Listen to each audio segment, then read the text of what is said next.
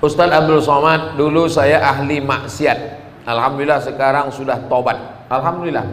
Pertanyaannya, bolehkah saya menjadi imam sholat di masjid? Permisi lu sama pengurus.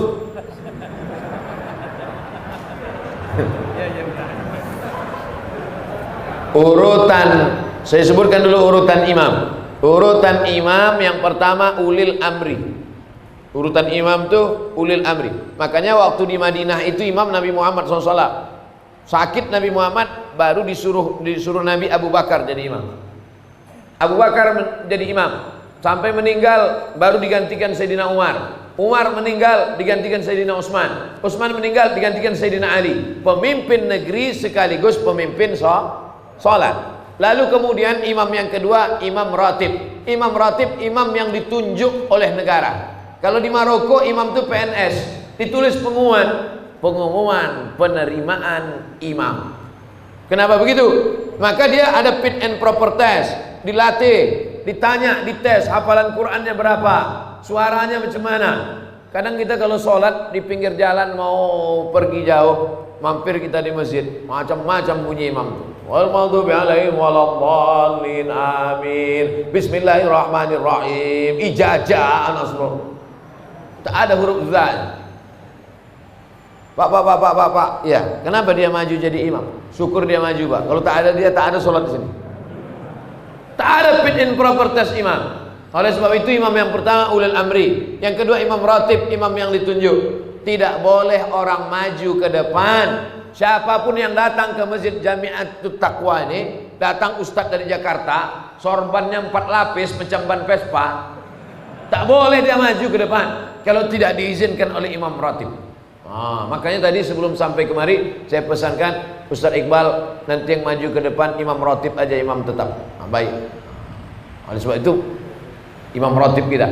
Nah, tadi pertanyaannya, orang yang sudah taubat bolehkah dia jadi imam? At-taibu minadz dzambi kama la dzambalah. Orang yang sudah taubat, dulu sabu-sabu, narkoba, pezina, perampok, garong, semua sudah dia buat. Taubat dia, taubat nasuha, maka dia sudah suci sesuci-sucinya. Innallaha la yaghfiru ayyushraka bihi wa yaghfiru ma duna dzalika liman yasha. Allah tak menerima ampun dosa syirik, adapun dosa selain itu diampunkan Allah Subhanahu wa taala. Illa man taba, orang yang bertaubat, wa amana, beriman, wa amila amalan salihah, beramal soleh.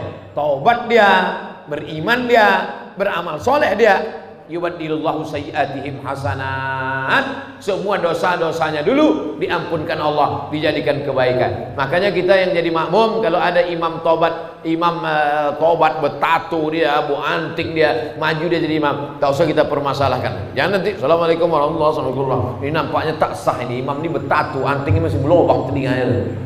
Ini nampaknya imam ini mantan funky ini, anak funk ini. Jangan, tak usah permasalahkan lagi, karena dia sudah tobat nasuha. Ada di Jepang itu yakuza. Yakuza itu semua badan ini bertato. Yang tak bertato cuma lubang hidungnya aja. Sampai ke muka-muka ini bertato semuanya. Tobat dia. Tobat imam di Jepang itu. Tetap jadi imam, tak ada dipermasalahkan. Tato tidak menghalangi wudhu masuk ke dalam. Ini tak jadi masalah. Kecuali imam itu berkutek, berarti bencong.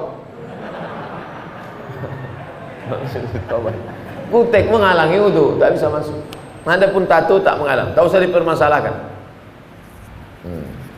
Begitu Pak. Kita lanjutkan. Pak Ustadz, saya mau tanya, apa hukumnya seorang istri yang ditinggal pergi suaminya selama 4 tahun? Berarti suaminya Bang Toib. Selama itu tak ada nafkah lahir batin dan suaminya. Apakah sudah jatuh talak kepada istrinya Pak Ustadz? Ditinggalkan suaminya 1000 tahun, tidak jatuh talak. Mana bisa 1000 tahun? Umur cuma 64. Itu pun kalau tak kena corona.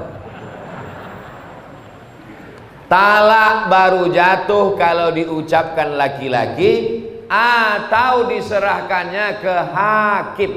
Hakim yang menjatuhkan. Makanya ada namanya sirat ta'liq. Di Medan kalau habis akad ada sirat ta'liq. Ada? Banyak pula yang tak ingat. Banyak laki-laki tak ingat. Karena habis akad tu dia tak disuruh Pak Kua baca sirat ta'liq, pikirannya tak kemana-mana. Asik selfie aja. Masih ingat lagi bunyi sirat ta'liq? Kalau saya tinggalkan selama 6 bulan berturut-turut, tidak memberikan nafkah zahir dan batin, mengadu dia ke pengadilan agama, maka hakim menjatuhkan talak 1. Oleh sebab itu kalau dia tak mengadu, sampai mati tak jatuh. Perempuan mesti mengadu dia ke pengadilan agama. Begitu prosesnya. Ini pertanyaannya, ditinggalnya 4 tahun, selama itu tak ada nafkah zahir batin, apakah jatuh talak? Tak jatuh kalau dia tak mengadu.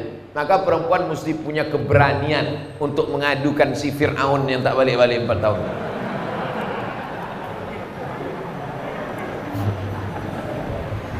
Apakah boleh dia menikah lagi dengan laki-laki lain? Lakinya tak balik 4 tahun, lalu diam-diam nikah dia sama laki-laki lain, berarti dia sudah poliandri. Banyak bini, poligami. Banyak laki, poliandri. Banyak tempat berobat, poliklinik. Banyak suara, poliponik. Dulu handphone poliponik. Masih ingat lagi? Besar-besar handphone, bisa melempar anjing. Nah, oleh sebab itu makanya kalau dia mau selesai, dia pergi ke pengadilan agama. Pengadilan agama menjatuhkan, habis iddah 3 bulan, barulah dia bisa nikah lagi dengan suami yang baru. Jangan diam, tiba-tiba nikah dia lagi, bermasalah. Begitu nikah dia hari ini, balik yang 4 tahun itu. Kawat, bersimbah darah. Apabila dia menikah lagi dengan laki lain, sahkah pernikahannya? Tidak sah, karena dia masih dalam ikatan dengan suami yang pertama. Mohon jawabannya Pak Ustaz. Udah aku jawab udah.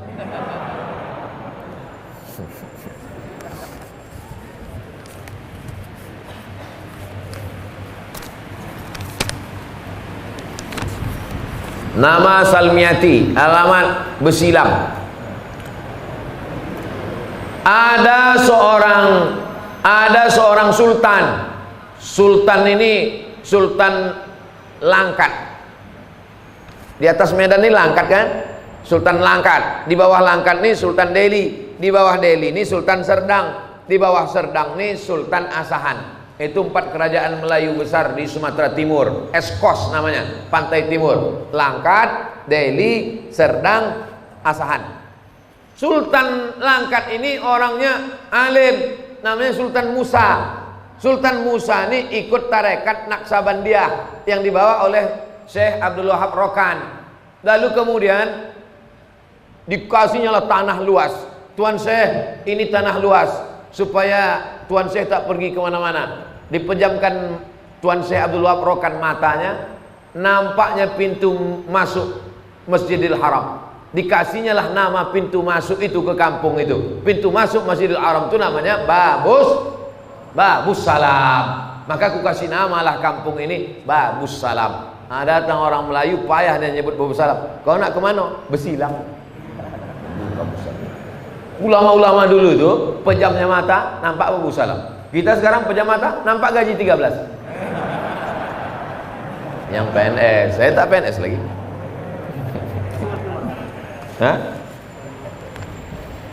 Apakah orang yang meninggal karena COVID bisa disolatkan dengan solat qalb? Solat qalb itu solat apa? Solat gaib. Oh, saya baca pula gitu Q. Solat gaib. Jadi kalau ada orang meninggal kena COVID, setelah digulung sama dokter di rumah sakit pakai plastik itu, udah digulungnya pakai selasiban itu, tak bisa lagi disentuh, masuk di dalam mobil ambulan, sholatkan aja dari luar mobil tuh kalau dikasih dokter. Kalau tidak dikasihnya, langsung dikuburkannya, dikebumikannya, maka anak menantu, cucu, cicit, kawan, jiran, tetangga sholat dari atas. Ini kubur, sana kiblat, ini kubur, ini kepala jenazah, ini kakinya. Kalau dia laki-laki, berdiri pas di arah kepala. Kalau jenazah itu perempuan, berdiri pas di arah pinggang. Sholatlah di atas. Ini kubur. Di atas kubur tuh sholat. Allah usolli ala hazil janazah arba'at takbiratin fardul kifayah. Makmuman atau imaman lillahi ta'ala. Allahu akbar. Fatihah. Allahu akbar. Selawat. Allahu akbar. Allahumma firlahu warhamhu. Allahu akbar. Allahumma la tahrimna ajrahu, dan seterusnya. Berapa hari Pak Ustaz? 3 hari 3 malam. Masih bisa. Mana dalilnya? Dalilnya begini. Datanglah Nabi bertanya tentang tukang sapu masjid. Mana perempuan tukang sapu masjid nih yang kemarin nampak aku, kata Nabi. Kata sahabat, udah meninggal dia ya Rasulullah. Kenapa kalian tak kasih tahu aku? Untuk apalah kami kasih tahu? Dia kan cuma tukang sapu, orang remeh-temeh sepele. Nabi minta tunjukkan mana kuburnya. Ditunjukkan. Nabi langsung sholat jenazah di atas kuburnya. Maka kata ahli fikih, masih tetap bisa sholat jenazah 3 hari 3 malam. Bagaimana kalau anak menantunya jauh, datang sesudah seminggu? Pakai pendapat fatwa ulama yang kedua dalam kitab fikih, masih bisa disolat jenazahkan selama jenazahnya belum hancur dimakan cacing tanah. Masih tetap bisa sholat jenazah. Nah, jadi yang 3 hari 3 malam masih bisa, yang sudah lewat itu pun masih bisa sholat di atas kubur. Jangan berkecil hati. Tapi kalau jenazahnya di Papua, anak menantunya di Medan, naik pesawat 8 jam, rapid test, pas dites positif pula dia. Nauzubillah. Oleh sebab itu maka dia sholat ghaib saja dari Medan. Aku sholat ghaib untuk almarhum Fulan bin Fulan di sana. Jadi dua-dua bisa dilaksanakan. Sholat yang tak ghaib bisa dilaksanakan di atas.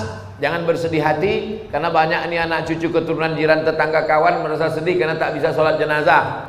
Bisa dilaksanakan dari atas. Wallahu a'lam bishawab. Ini tentang sholat ghaib. Apakah orang yang meninggal boleh disolatkan berulang kali? Boleh sholat jenazah berulang kali, boleh sholat ghaib berulang kali, bolak-balik. Nabi Muhammad SAW itu jenazahnya tak dibawa keluar. Jenazah Nabi itu di dalam kamar. Kamar itu kecil, maka berganti-gantian sahabat sholat keluar, sholat berkeloter. Yang tak boleh berkali-kali itu menyembelih binatang, tak boleh. Binatang kalau sudah disembelih diangkat pisau, haram hukum. Makanya pisau itu tak boleh ditarik. Nah, sekali. Nah, tengoklah video saya yang motong-motong kurban.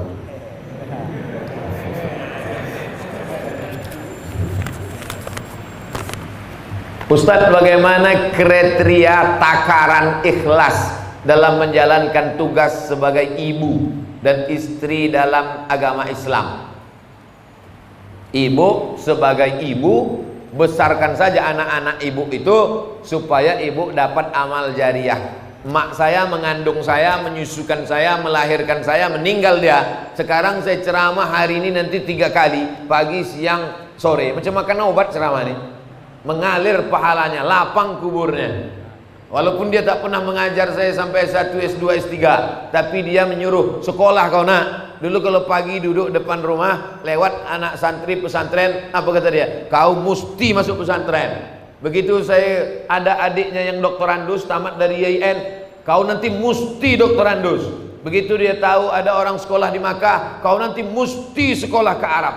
Nah, jadi ibu kasih motivasi, serahkan pada Allah Ta'ala, mengalir pahalanya. Itu sebagai ibu. Ibu besarkan saja anak-anak itu lillahi ta'ala, maka dia pun akan menjadi anak soleh solehah, mengalir pahalanya. Ummuka, siapa lagi ya Allah? Ya Rasulullah, ummuka. Siapa lagi ya Rasulullah? Ummuka. Itu hebatnya ibu-ibu. Maka ibu, saya yakin dan percaya, ibu-ibu mengandung itu adalah ikhlas. Belum ada lagi saya baca berita ibu-ibu menuntut ke suaminya minta bayaran per hari mengandung sekian. Belum ada. Itu menunjukkan dia ikhlas karena Allah SWT melahirkan meregang nyawa, menyusukan 2 tahun lamanya, mendidik anak. Man ala salasa banatin, siapa yang membesarkan anak 3 orang anak perempuan, fa'addabahunna, dididiknya dengan baik, wa zawwajahunna, dinikahkannya dengan orang baik-baik, wa ahsana ilaihinna, dia buat baik sampai mati, falahul jannah, surgalah baginya. Insyaallah ibu-ibu yang hadir nih semuanya ibu-ibu yang ikhlas membesarkan anak-anak, insyaallah. Amin ya rabbal alamin. Standar ikhlas itu apa Pak Ustaz? Ikhlas itu tak ada yang tahu kecuali hanya ibu dengan Allah saja. Bapak pun tak tahu, malaikat pun tak tahu, apalagi saya tak tahu. Yang tahu itu hanya ibu dan Allah Subhanahu wa taala. Sama macam ceramah ini. Siapa yang tahu Ustaz Abdul Somad ikhlas atau tak ikhlas? Tak ada yang tahu. Saya hanya berusaha ikhlas. Makanya di antara doa, Allahumma ja'alna minal mukhlasin. Jadikan kami orang yang diikhlaskan, bukan orang ikhlas. Kalau orang ikhlas itu mukhlisin. Kita ini selalu ingin jadi mukhlasin. Mukhlis orang ikhlas, mukhlas orang yang diikhlaskan, dijadikan ikhlas. Kita tak mau mengaku-ngaku aku orang ikhlas. Aku adalah orang yang dijadikan ikhlas. Mudah-mudahan kita ini termasuk orang yang dijadikan ikhlas. Amin.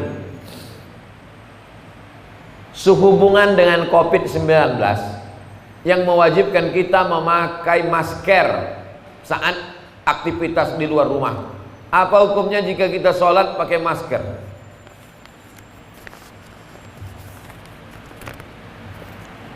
Sholat pakai masker hukumnya sah. Tapi wajah tertutup Pak Ustadz, tak ada dalil mengatakan wajah tertutup sholat jadi batal. Apalagi karena pakai masker ini bukan gaya-gaya. Pakai masker ini karena darurat. Ad-darurat tubihul mahzurat. Darurat, emergensi, membolehkan sesuatu yang tak boleh. Andai tak boleh menutup wajah ini, tetap boleh karena darurat. Hidung tak menempel Pak Ustadz.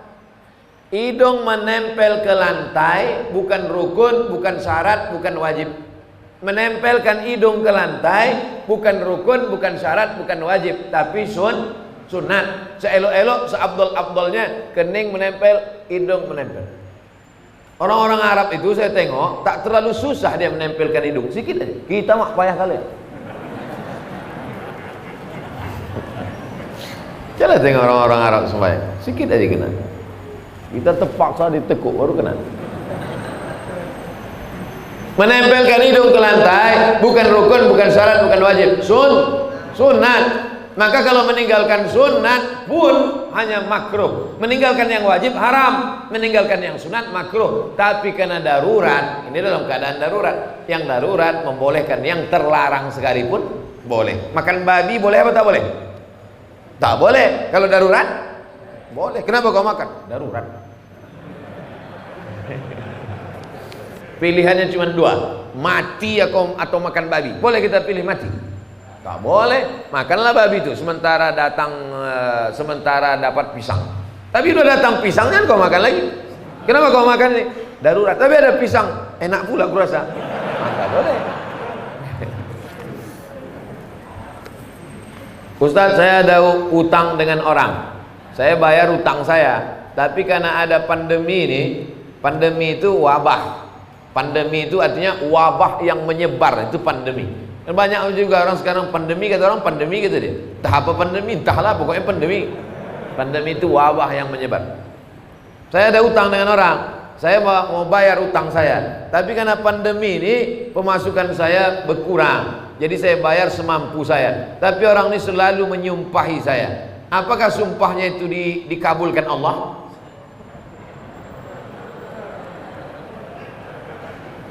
Utangnya ada tiga Pak Ibu, utangnya ada tiga.